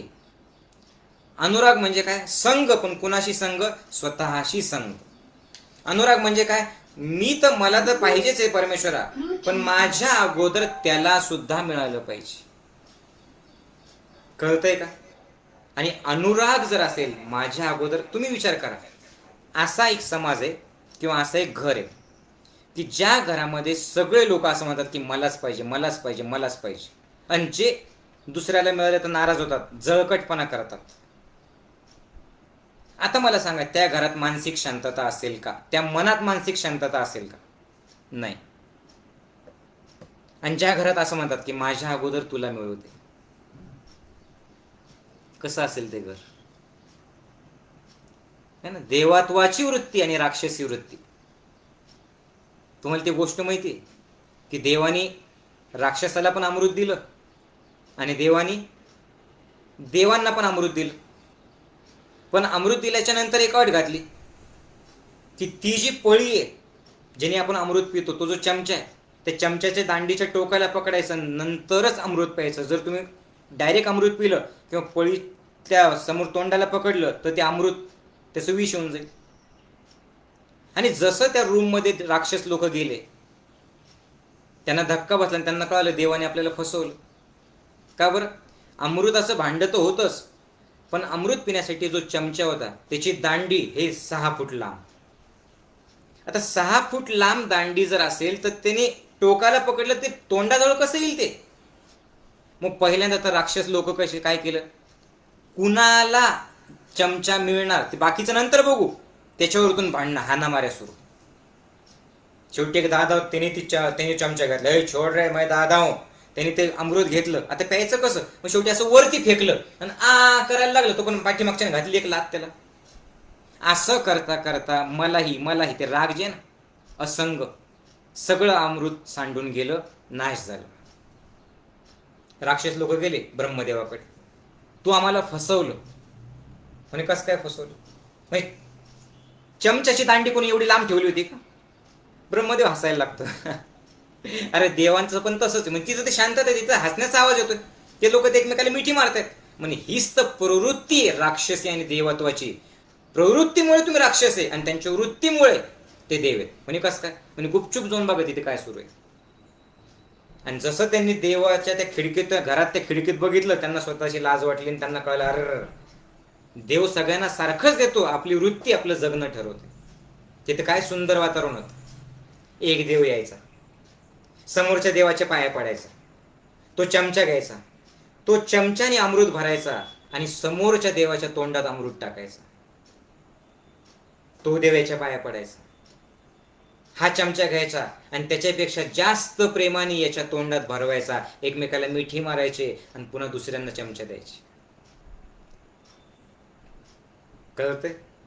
याला काय म्हणतात? पहिल्या राक्षसांना काय म्हणतात? राग, मलाच. त्याच्यानंतर देवांचं काय आहे? अनुराग. मला पण, तुला पण, आम्हाला पण, हे विश्वची माझे घर, आता विश्वात्मके देवे. ज्यांना म्हणता येतं माझ्यासोबत, त्यांनी माझ्यासोबत गाणं म्हणा, बोलायचं बरं का मोठ्या आवाजात, नुसतं ऐकायचं नाही. अनुराग म्हणजे काय? हम न सोचे हमें क्या मिला है, हम ये सोचे किया क्या है अर्पण, फूल खुशियों के बाटे सभी को, सबका जीवन भी बन जाए मधुबन, अपनी करुणा का जल तू बहा के, कर दे पावन हर एक मन का कोना, हम चले नेक रस्ते पे हमसे भूल कर भी कोई भूल हो ना, इतनी शक्ति हमें देन दाता, मन का विश्वास कमजोर होना, हम चले नेक रस्ते पे हमसे भूल कर भी कोई भूल होना, दूर अज्ञान के हो अंधेरे, तू हमें ज्ञान की रोशनी दे, हर बुराई से बचते रहे हम, जितने भी दे भली जिंदगी दे. बैर होना किसी का किसी से, भावना मन में बदले की होना। हम चले नेक रस्ते पे हमसे, भूल कर भी कोई भूल होना। बोला इतनी शक्ति हमें देन दाता, मन का विश्वास कमजोर होना, मन का विश्वास कमजोर होना। माझ्या सोबत इतरांनाही मिळालं पाहिजे, याला काय म्हणतात? अनुराग. किती छान असेल ना. अशा माणसासोबत राहणं. मला उत्तर द्या की फक्त मला मिळालं पाहिजे, मजा येईल का हो? आणि अशा माणसासोबत राहणं की ज्याला सगळ्यांना द्यावं असं वाटतं. हे सगळे व्यक्तिमत्व विकासाचे पैलू हे लक्षात घ्या. हे समजून घेतल्याशिवाय व्यक्तिमत्व विकास होणार नाही. आणि केवळ बाह्य अंगाला बघितलं ना, बाहेरून छान आतून उद्ध्वस्त, असं होऊ द्यायचं नाही आपल्याला. आणि याच्यानंतर नंबर 3 शेवटची. आज मी शिबिर लवकर संपवणार आहे आणि शेवटी एक ध्यान घेणार आहे. बस 5 मिनिटात मी शिबिर संपवेल आणि नंतर ध्यान घेईल. हे शेवटचा टप्पा व्यक्तिमत्व विकासातला महत्वाचा आहे. रागाकडनं अनुरागाकडनं आणि अनुरागाकडनं वैराग, बैरागाकडे. आणि वैराग म्हणजे काय? निसंग होणं. ही सगळ्यात वरची पायरी, निसंग होणं. निसंग म्हणजे काय? निसंग म्हणजे समाधानाची अवस्था. निसंग म्हणजे काय? माझ्याकडे हे असलं तरी ठीक आहे आणि नसलं तरी ठीक आहे. लोकांनी मला चांगलं बोललं तरी ठीक आहे, नाही बोललं तरी ठीक आहे. आणि हे निसंगत्व कधी येतं? समाधान. मी मला जे हवं त्यासाठी प्रयत्न करेल, पण मला मिळालं आणि नाही मिळालं याच्या पलीकडे जाणं. माझ्याकडे आहे किंवा नाही याच्या पलीकडे जाणं. मला का नाही मिळालं आणि त्याला का नाही मिळालं याच्या पलीकडे जाणं. जे जसं आहे बस फक्त आनंदाने तसं स्वीकार भाव. निसंग म्हणजे शक्तीतून भक्तीकडे जाणं. राग म्हणजे शक्ती, अनुराग म्हणजे शक्तीचं नियोजन, आणि वैराग म्हणजे शक्तीतून भक्तीकडे जाणं. आणि ह्याच्यासाठी फक्त एकच गोष्ट आवश्यक आहे, ते म्हणजे सत्संग. सत्संग आणि फक्त सत्संग, दुसरा उपाय नाहीये. सत्संग. ज्ञानयोग तुम्हाला या अवस्थेपर्यंत पोहोचवतो. म्हणून ज्यांनी ज्ञानयोगाचं शिबिर केलेलं नाहीये ना, करा अगोदर ज्ञानयोगाचं शिबिर. अगदी ऑनलाईन शिबिरात सुरू होतं, 5वा दिवस शिबिराचा. पण आज शिबिरात नुसतं ध्यानाचं शिबिर नाही, आपलं नुसतं प्राणायामाचं शिबिर नाही, अनुभवण्याचं आहे. आज शिबिरार्थींनी जे अनुभवलं ना, आनंदाश्रू वाहत होते लोकांच्या डोळ्यातून. परमेश्वर प्राप्तीची अनुभूती झाली होती त्यांना. कारण या सगळ्या गोष्टी अव्यक्त आहे आणि याच्यासाठी सत्संग पाहिजे. म्हणून तर म्हटलेलं आहे, सत्संगत्वे निसंगत्व, निसंगत्वे निर्मोहत्वम, निर्मोहत्वम निश्चलत्व, आणि निश्चलत्वम जीवन मुक्ती. सत्संगत्वे निसंगत्व, निसंगत्वे निर्मोहत्व, निर्मोहत्वं निश्चलत्व, निश्चलत्वे जीवन मुक्ती. भज गोविंदम, भज गोविंदम, गोविंदम भज मूढमते. भज गोविंदम जर ऐकलं नसेल ना तुम्ही, नक्की तुम्ही भज गोविंदम ऐका. इंटरनेटवरती सत्संग संपल्यावर टाका भज गोविंदम आणि ते समजून घ्या, त्याचा अर्थ समजून घ्या. व्यक्तिमत्व विकास जर करायचा असेल तर त्याचा उपाय, अरे हजारो वर्षापासून आपल्या ग्रंथात हे सांगितलेलं आहे की भज गोविंदम, भज गोविंदम म्हणजे गोविंदाला भजा. भजनं म्हणजे अध्यात्माची कास धरा, अध्यात्माला जोडा. अध्यात्म म्हणजे राम राम राम करणं नाही, अध्यात्म म्हणजे जीवन जगण्याची कला. समजतंय सर्वांना? आणि याच्यासाठी सगळ्यात जास्त आवश्यक आहे काय? सत्संगत्वे निस्संगत्व, निस्संगत्वे निर्मोहत्व, निर्मोहत्व निश्चलत्व. निश्चल म्हणजे काय? काही होऊ द्या, मी निश्चल आहे, मी अढळ आहे, मी माझा आनंद कोणी हरवून घेणार नाही, आणि मग जीवन मुक्ती मिळते. आणि याच्यासाठी सगळ्यात जास्त आवश्यक आहे, लक्षपूर्वक आहे का, ते म्हणजे ध्यान. ध्यान ध्यान, फक्त ध्यान. तुम्ही शिबिर करा, नाही तर अजून काही करा, तुमच्या मनामध्ये विचार येणार नाही असं होणार नाहीये. अहो लक्षपूर्वक आहे का, हा शेवटचा टप्पा खूप महत्वाचा आहे, हा अनुभवण्याचा टप्पा आहे. तुमच्या मनामध्ये दिवसभरात 65,000 पेक्षाही जास्त विचार असतात. 65,000पेक्षाही जास्त विचार असतात. आणि दुर्दैव असं आहे की या विचारांना आपण मालक बनवून टाकलेलं आहे आणि आपण त्याचे गुलाम झालेलो आहे.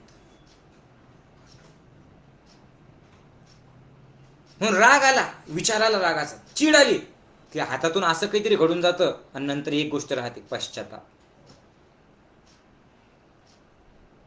आणि म्हणून जे लोक तरुण मुलांविषयी बोलतो बरं का मी, विशेष तरुण मुलं 5वी पासून तर अगदी पुढचे सगळे कॉलेजमधले, ध्यान करणाऱ्याचं व्यक्तिमत्व आणि ध्यान न करणाऱ्याचं व्यक्तिमत्व, ध्यान करणाऱ्याचे डोळे आणि ध्यान न करणाऱ्याचे डोळे, ध्यान करणाऱ्याचं वागणं आणि ध्यान न करणाऱ्याचं वागणं, जमीन आसमानचा फरक आहे.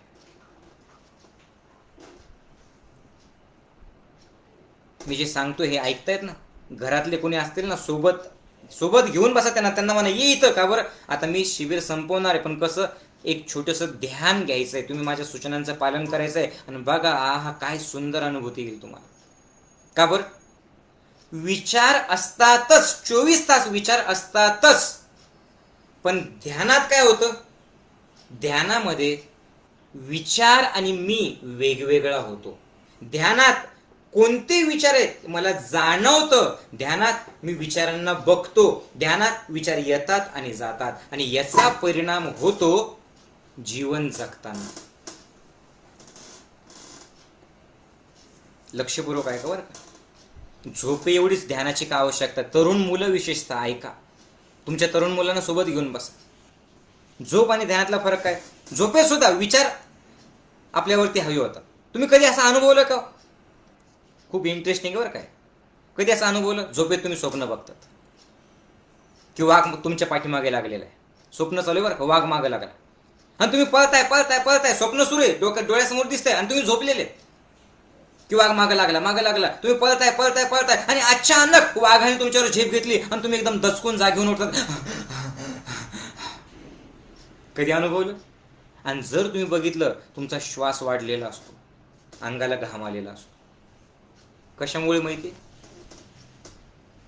कारण विचार तुमच्या शरीर मनावर हावी झाले.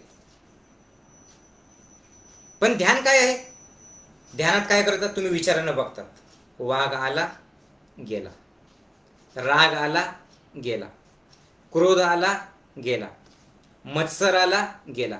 ही जी अवेअरनेसची प्रोसेस आहे ना, अवेअरनेस, कळतंय का, हे अत्यंत महत्वाचं. जागृत अवस्था येते ध्यानामध्ये. विद्यार्थ्यांना एक्झाम देताना कामाला येतं, मन एकाग्र करायला ध्यान कामाला येतं, कारण तुम्ही विचारांमध्ये अडकून जात नाही, जाणीवेतून त्या विचारांचं नियंत्रण येतं, संतुलन होतं, संतुलनातून त्या विचारांचं नियोजन होतं, आणि नियोजनातून ज्या वेळेला जे विचार वापरायला पाहिजे ते वापरता येतात, जे विचार घातक आहेत त्यांना सोडता येतं. त्या अतिशय मालक तुम्ही विचारांचे होता. आपल्या या ज्ञानयोगाच्या आपल्या फेसबुकवरती किंवा आपल्या यूट्यूब चॅनलवरती नुसतं माऊलीजी मेडिटेशन असं टाकलं तर वेगवेगळ्या प्रकारचे ध्यान आहेत. आणि आत्ता आपण एक विचारांचं ध्यान घेणार आहोत. हे ध्यान नियमितपणे करायला पाहिजे, तरुणांनी तर मुद्दाम करायला पाहिजे. कारण ध्यान म्हणजे काय, विचारांपासून वेगळं होऊन बघणं. मी काय करतोय, माझी कृती, मला एक उत्तर द्या, प्रामाणिकपणे उत्तर द्या. तुमचा श्वास, तुमची कृती, तुमचं चालणं, तुमचं बोलणं, तुमचं पाहणं, कधीतरी जागरूकतेने मी काय करतोय बघितलं का? बाकी सगळ्यांना बघतो, स्वतःला बघत नाही. आणि ध्यान म्हणजे काय, फक्त बघणं आणि पाहिलं की जीवन बदललं. व्यक्तिमत्व विकासाचा सगळ्यात महत्वाचा पैलू आहे कुठला? पाहणं, ध्यान, प्राणायाम, अध्यात्म. स्वतःला पाहिलं की व्यक्तिमत्व सुंदर होतं, फुलासारखं घडतं. कळतंय? म्हणून आता आपण एक छोटंसं ध्यान करणार आहोत. त्यासाठी तुम्ही बस मी जे सांगतोय ते 100% करा. ज्यांना ज्यांना जमलं त्यांनी अशी मांडी घालून बसा. आता टायपिंग करणं सोडून द्या. ज्यांना जमलं त्यांनी एक पाय वरती घेऊन अर्ध पद्मासनात बसा. अर्ध पद्मासनात बसा. तुमचा जो डावा हात आहे बघा असा, तो डावा हात अशा उजव्या हातावरती ठेवा आणि मांडीवरती ठेवून द्या. ते पाठ ताठ, नजर समोर. तुम्हाला काय करायचं आता? स्वतःहून काहीच करायचं नाहीये. स्वतःहून काहीच करायचं नाही. फक्त जे मी बोलतोय तसं घडू द्या. त्या सूचनांचं पालन करा आणि बघा किती सुंदर अनुभव येतात. त्यासाठी 6 नियम लक्षात ठेवा. अगोदर लक्षात ठेवा, मी जे सांगतोय ते अगोदर लक्षात घ्या. 6 नियम. पहिला नियम, मी कुणीच नाहीये असं म्हणून ध्यानाला बसायचं. नंबर 2, मी स्वतःहून काहीच करणार नाही. नंबर 3, मी काही करणार नाही पण माऊली जे सांगतील तसं घडू देईल. नंबर 4, स्वतःहून विचार निर्माण करायचा नाही. नंबर 5, जे विचार आले त्याला विरोध न करता तसं जाऊ द्यायचं. आणि नंबर 6, एका विचाराला पकडून ठेवायचं नाही. विचार आला की जाऊ द्यायचं. खूप सुंदर ध्यान आपल्याला घ्यायचं आहे. करा डोळे बंद, पाठ ताठ, नजर समोर,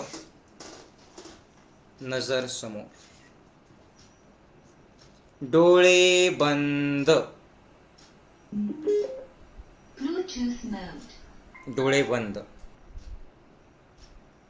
शरीर एखाद्या पुतळ्यासारखं स्थिर ठेवा. आता ज्या वेळेला मी तुम्हाला डोळे उघडायला सांगणार आहे तेव्हाच तुम्ही डोळे उघडायचे. डोळे बंद.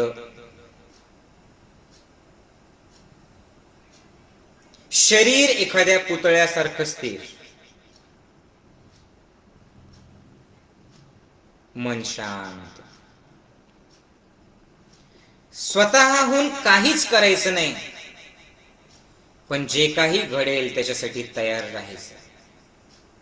जे ऐकू येते कानावरती ते अनुभवायचं.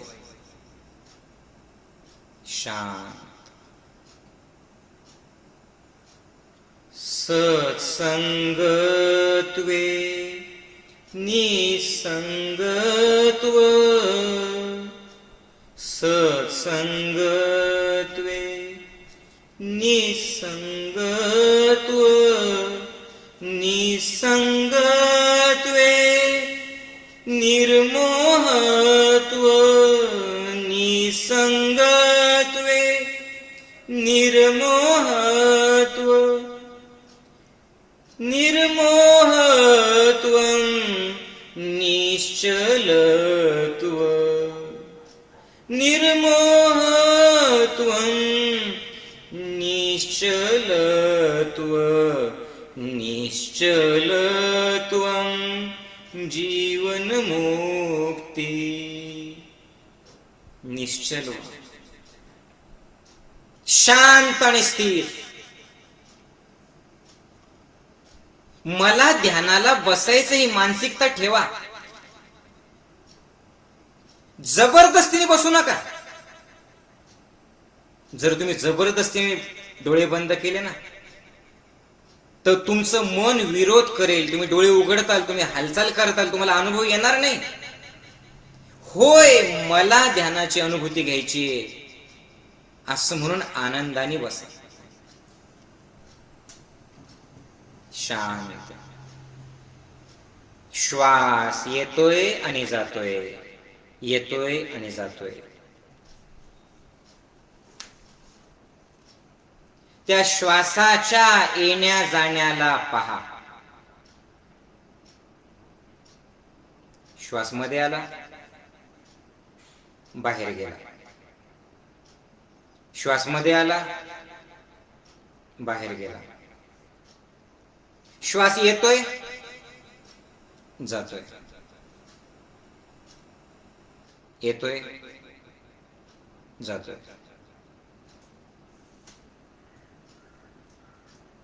शरीर स्थिर, मन शांत.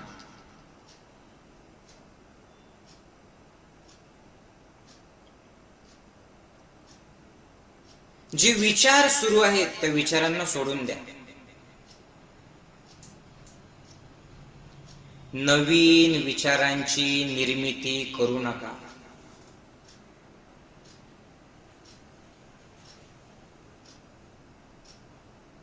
आणि कोणत्याही एका विचाराला पकडून ठेवू नका. जे जसे आले तसे सोडून द्या. विचार येईल आणि जातील, येतील आणि जातील, येतील आणि जातील.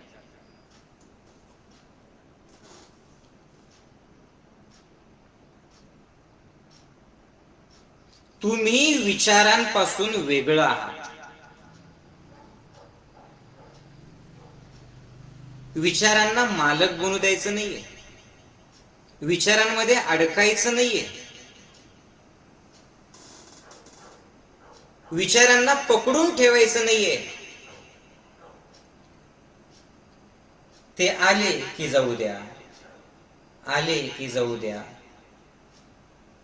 तुम्ही आपलं तुमच्या श्वासाला बघत राहा. श्वास येतोय, जातोय, येतोय, जातोय.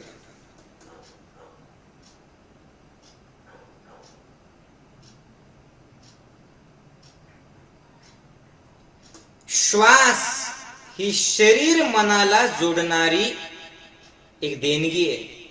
शरीर आणि मनाला जोडणारा पूल आहे.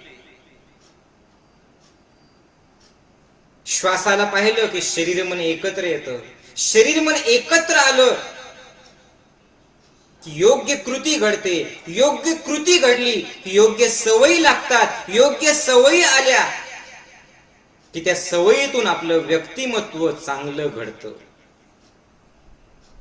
म्हणून चांगल्या व्यक्तिमत्वासाठी सवयी चांगल्या पाहिजे. सवयीसाठी कृती चांगली पाहिजे. कृतीसाठी विचार चांगले पाहिजे. आणि विचारांसाठी विचार जिथून निर्माण होतात ते मन शुद्ध पाहिजे. ते शरीराला जोडलेलं पाहिजे. आणि शरीर आणि मन याला जोडणारी कला म्हणजेच ध्यान.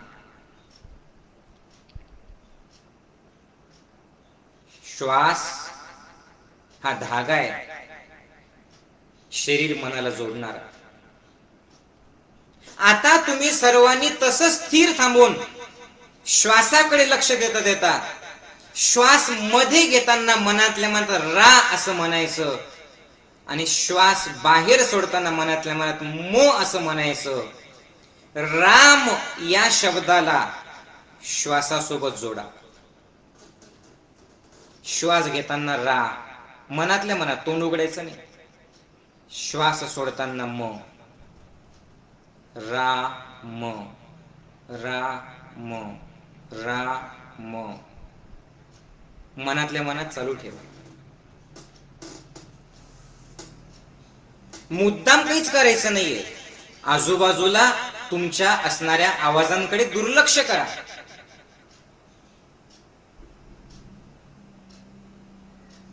कुठल्या गोष्टीला विरोध करू नका. सर्व स्वीकार. मी कुणीच नाहीये, फक्त माझा श्वास शिल्लक आहे. आणि श्वासासोबत राम नामाला जोडा.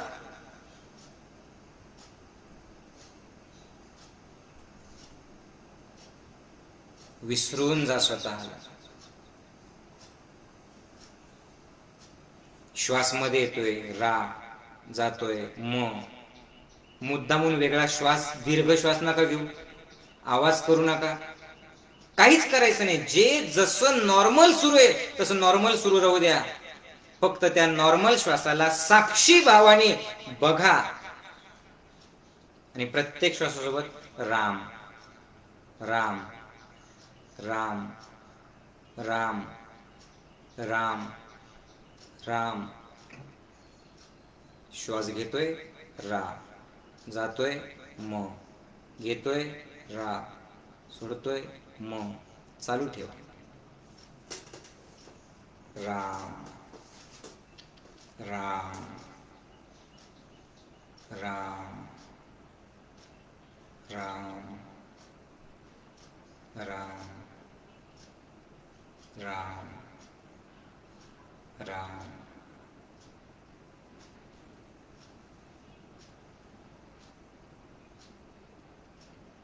शरीर स्थिर.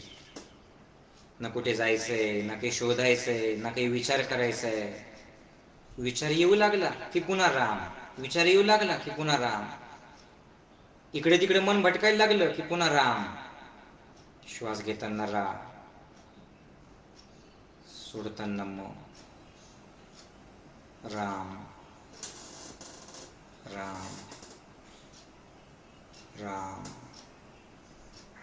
शांत, स्थिर, शांत. श्वास येतोय जातोय. बघत राहा त्या श्वासाला.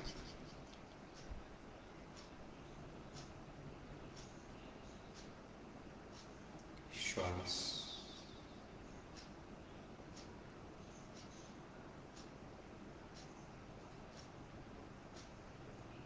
जसं श्वासाला राम सोबत जोडलं, आपोआप शरीर स्थिर होतंय. अनुभव घ्या त्याचा. मन शांत होतंय, शरीर स्थिर, मन शांत. शून्यावस्था.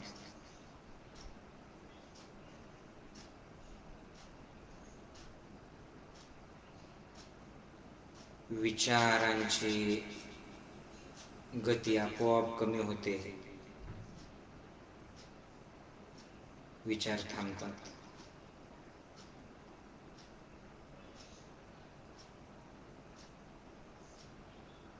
श्वास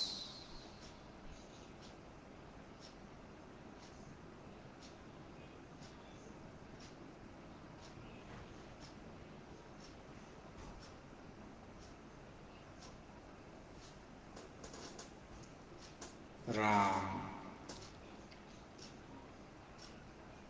श्वासासोबत चालू ठेवा.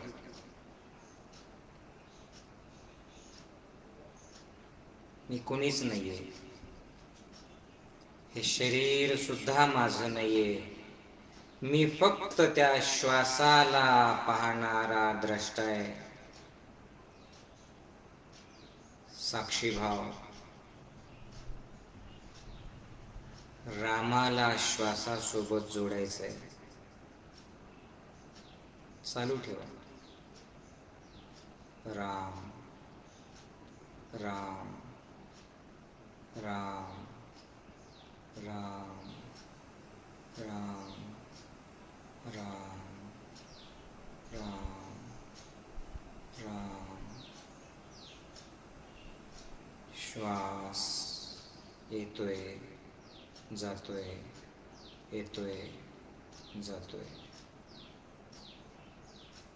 शांत, स्थिर.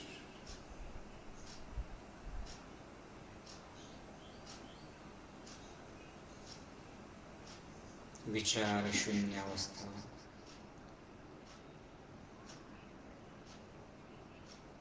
मन शांत.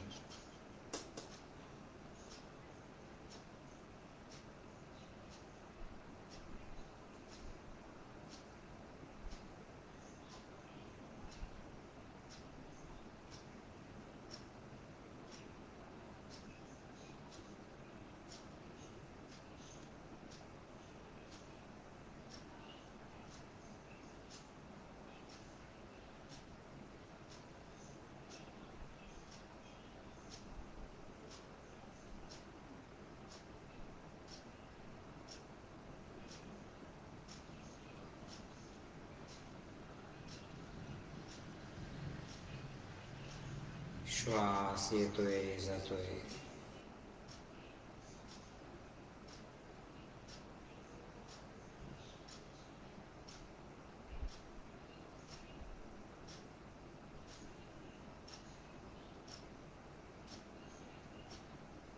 एक दीर्घ श्वास घ्या आणि सोडा. पुन्हा एक दीर्घ श्वास घ्या आणि सोडा.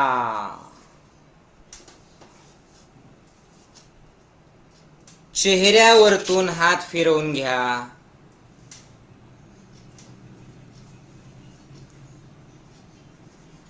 चेहऱ्यावरतून हात फिरवून घ्या आणि सावकाश डोळे उघडा. डोळे उघडा.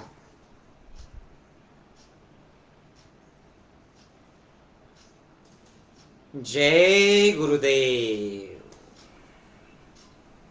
जय गुरुदेव.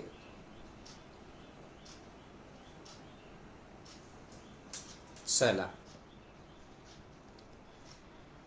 सांगा बरं सगळ्या साधकांनी, ज्यांनी ध्यान केलं त्यांनी 15 मिनिट आपण ध्यान केलं. असं रोज करू शकता तुम्ही. कसं वाटलं बरं तुम्हाला? टाईप करा. विचार शून्य अवस्था या 15 मिनिटात 1 मिनिट तरी आली असेल की नाही? मन हलकं झालं, शरीर हलकं झालं, बरोबर आहे. आणि लक्षात घ्या, या व्यक्तिमत्व विकासासाठी सगळ्यात जास्त आवश्यकता ही आहे की शरीर मनाला जोडलेलं असणं, आणि त्याच्यासाठी ध्यान आवश्यक आहे. म्हणून ज्ञानयोग ध्यान शिबिर करा, सहपरिवार करा, लहान लेकरांसहित करा. आणि पुन्हा पुन्हा सत्संग बघा. छान वाटलं ध्यान करून? रिलॅक्स वाटलं? मग असं विचारांपासून वेगळं होणं आणि विचारांना पाहणं, नीट ऐका, असं विचारांपासून वेगळं होणं आणि विचारांना पाहणं, हे जर दिवसातून 3 वेळेला केलं, 15-15 मिनिटं नियमितपणे केलं, तर काय होतं, ज्या वेळेला तुम्ही जीवन जगताय, जीवन जगताना एखादा असा प्रसंग आला की विचार हवी होऊ लागले, की लगेच ही ध्यानाची सवय तिथे कामाला येते. तुम्ही विचारांपासून वेगळे होतात आणि तुमच्या हातून काही चुकीचं घडत नाही. हा साक्षी भाव दिवसभर राहतो. मग तुम्हाला डिप्रेशन येणार नाही, मग तुम्हाला तणाव येणार नाही, कारण तुमच्या विचारांचे तुम्ही कोण झालात? बोला, मालक झालात. विचारांचे मालक. आपण थांबूयात. आपला प्रत्येक सत्संग हा एक नवीन काहीतरी देणारा असतो. तुम्हाला याची अनुभूती आली? अनेक लोकांना हा यूट्यूबवरती पाहिजे सत्संग. मी 1 तासात लगेचच हा सत्संग यूट्यूबवरती टाकतो. तुमच्यापैकी प्रत्येकाला तो पाठवतो. तुम्ही आजच्या सत्संगाची अनुभूती ऐकत आहात? तुम्हाला जसं मी यूट्यूबचा सत्संग टाकला, पाठवला, लिंक पाठवली, की त्याच्यावरती आजच्या सत्संगाचा अनुभव तुम्ही सुद्धा सर्वांनी टाका.